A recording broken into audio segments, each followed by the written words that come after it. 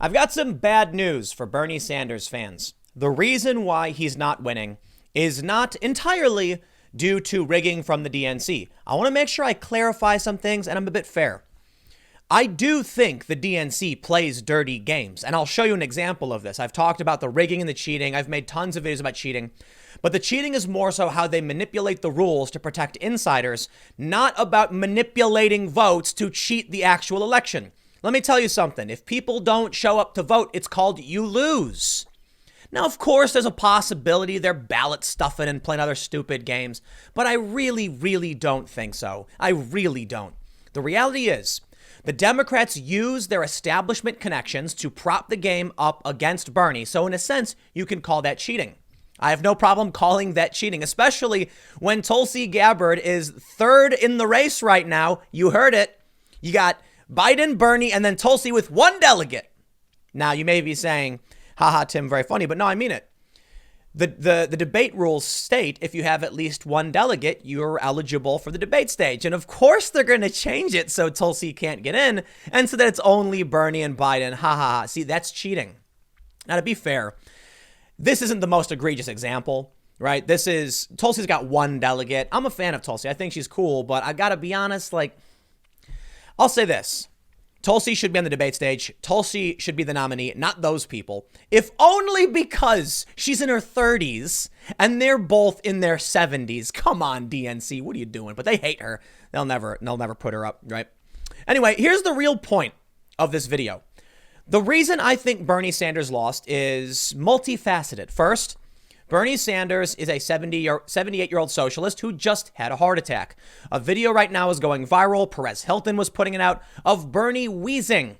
Like he's struggling to breathe. He's talking like this. So the thing is, you get the point. You can go watch the video. I think the dude's too old. I think Biden is too old. Bernie is also mentally weak. All right. Now, I know I've just triggered all the Bernie stands, but I got to be honest with you. Bernie Sanders says he will drop out if Biden gets plurality coming into Dem convention. I got to be honest. I got to be fair.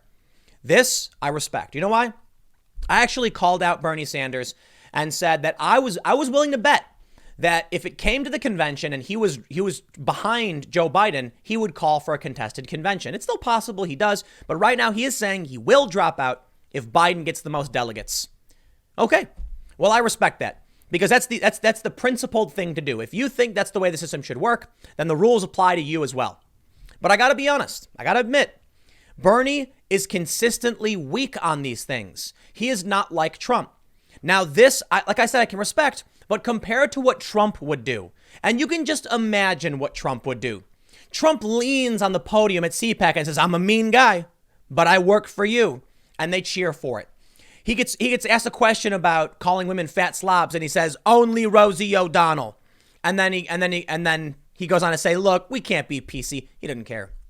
There was a video of a woman jumping up on stage and grabbing the mic from Bernie, or trying to, and then she grabs one of the mics. He couldn't stop her, and I'm thinking to myself, this is why Bernie can't get elected. Like I understand he can rally celebrity support and some celebrity support, and he can rally the youth vote, which he can't actually convince to go vote, sure. But he couldn't stop a small woman from taking his microphone. I could just imagine what Trump would have done. Doof, pushed her right off the stage or something like that. In fact, Trump would have hired security. But it's not just about him saying he will drop out, because that's a 50-50, right?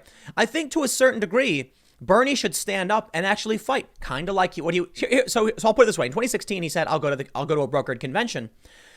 Okay, yeah, I'm like, I get it. That's what the point of the brokered convention is for. Bernie now changed his plans. He's like, oh no, whoever gets the most delegates wins. But it was only because he was in the lead. Now that he's not in the lead, well, he has no choice but to accept it. The real thing is him coming to the defense of Elizabeth Warren. Sanders condemns his supporters' ugly personal attacks against Warren.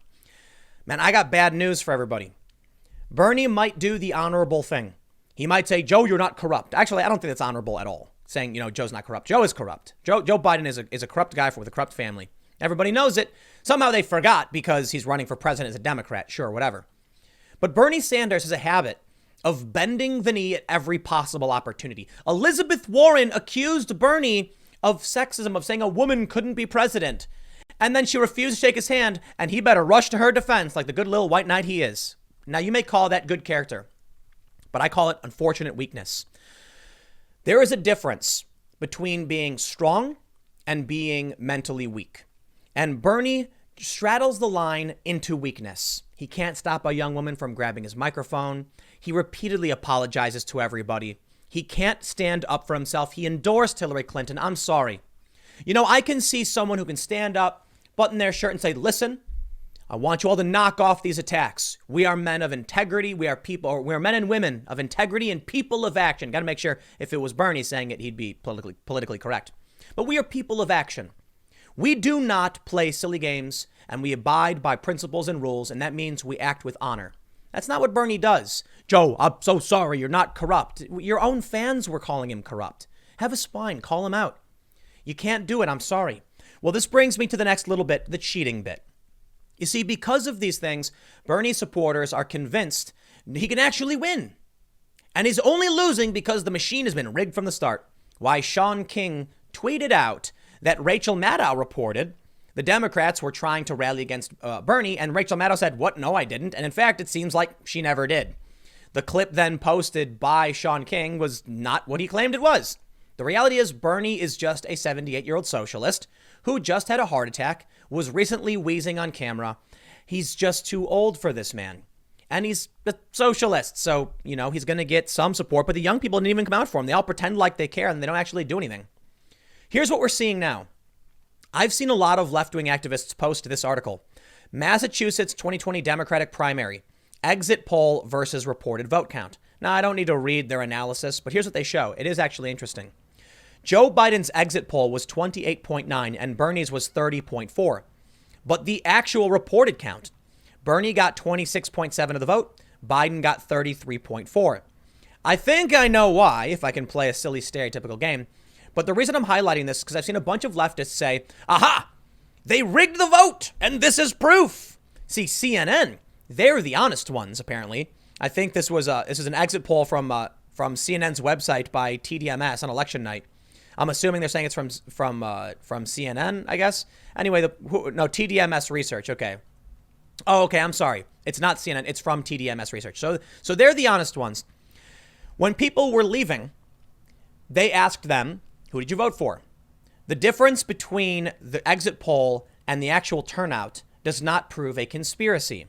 I know they want it to because they want to say, see, look, all the people said they'd vote for Bernie, but then Biden won. That proves there was something afoot. No, it doesn't. It proves there was a margin of error. More importantly, it proves that Bernie's activist fans were adamantly exclaiming who they voted for. They were proud. And when the exit pollsters were asking the 1,394 people, who did you vote for? They enthusiastically said, Bernie Sanders. And Joe Biden's crotchety old people were like, ah, and walked away. The people who came and vote for Biden are the passive liberals who don't pay attention.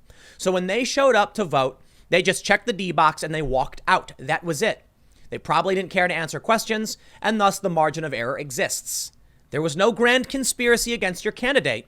Well, actually, I'll walk that back a little bit. We know the establishment literally, worked at their best to stop Bernie Sanders. It's not even a question. They've publicly said they want to stop Bernie Sanders. So call it whatever you want. But I want to talk to you about what the cheating actually is. Take a look at this from Heavy. DNC will raise debate threshold after Tulsi Gabbard earns a delegate. All right, man. Look, I'm a fan of Tulsi because I think our foreign policy is bunk. I'm disappointed. I think the Afghan peace deal might be falling apart. We'll see what happens. But that's the first and most important thing to me. Tulsi Gabbard, as I've often given her praise, she's a major in the National Guard. Boom, right there. I think that's way better than Bernie and Biden combined. Seriously. She's a major National Guard. She's a lot younger. In every way, she would make a better president than any of these people.